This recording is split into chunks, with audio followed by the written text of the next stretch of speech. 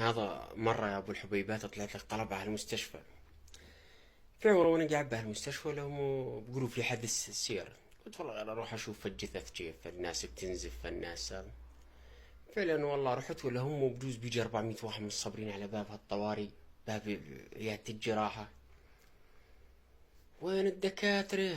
وين الدكتور؟ مستشفى ما علاج طب بصيحوا يا زلمة صياحهم قايم خابط. وين الدكتور؟ وين مستشفى هامل؟ مستشفى بدري كيف المستشفى؟ وهذا يخابط على الحيط وهذا يرقع بهالقزازم بيجي 400 واحد، يعني الواقع معهم خشبة. أنا والله واقف بتفرج يعني. المهم شوي ولا هو جاي لك شاب طويل رفيع لابس اخضر فاتح، عراية جماعة بستاشيو. والله ولا هو جاي من غاد. يا اخوان مين مع الحادث الفلاني؟ كلهم اتصبروا عنده. شوفي. قال بدنا واحد يوقع على شك. ال 400 واحد يا زلمة كيف اختفوا؟ ما ضلش غير اني وواحد راسه ازرق.